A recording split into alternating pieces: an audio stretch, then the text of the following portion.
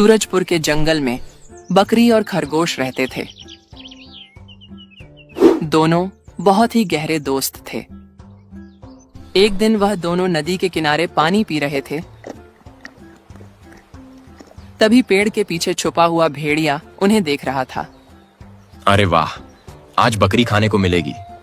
वैसे भी बकरी को खाए हुए बहुत दिन हो गए हैं। इसे तो किसी न किसी तरीके से अपने जाल में फंसाकर शिकार बनाना ही पड़ेगा। इसे मैं अपने हाथों से नहीं जाने दूंगा। चालाक भेड़िया अब बकरी को खाने की योजना बनाने लगता है। तुरंत उसके दिमाग में एक खतरनाक योजना आती है।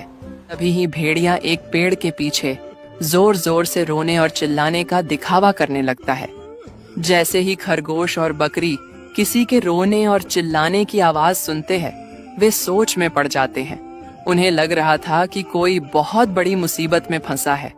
यही सोचकर दोनों आसपास देखते हैं तो उन्हें पेड़ के पीछे एक भेड़िया नजर आता है।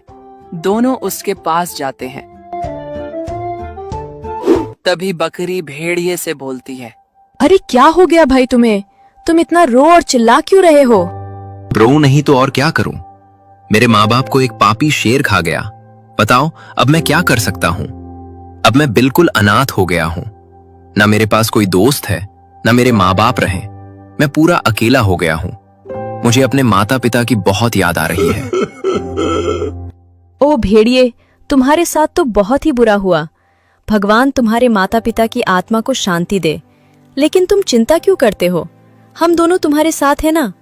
हम दोनों तुम्हारे दोस्त बनेंगे और तुम्हारा जब भी मन करे तब तुम हमारे साथ खेलने आ जाना।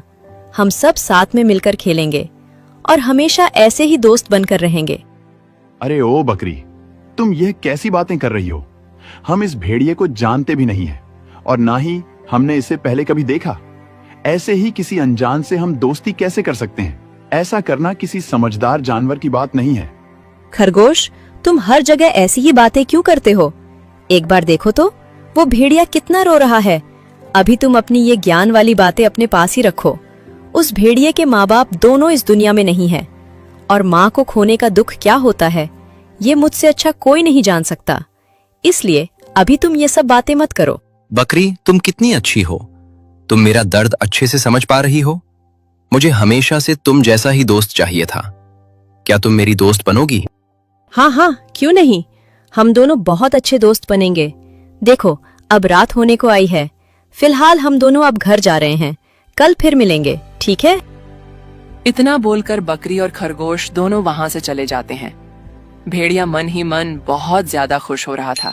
वह समझ जाता है कि बकरी बहुत ही ज्यादा नादान है। उसका मन बहुत ही मासूम है। इसलिए बकरी बहुत ही ज्यादा आसानी से मेरी बातों में आ गई। अगली सुबह जब बकरी खरगोश के साथ खेल रही होती है, तभी भेड़िया वहां आता है। बकरी, मुझे भी तुम्हारे साथ खेलना है। क्या हम साथ में खेल सकते हैं? हाँ हाँ, क्यों नहीं। इसमें पूछने वाली क्या बात है? तुम हमारे दोस्त हो। अब हम हमेशा ही साथ में खेला करेंगे।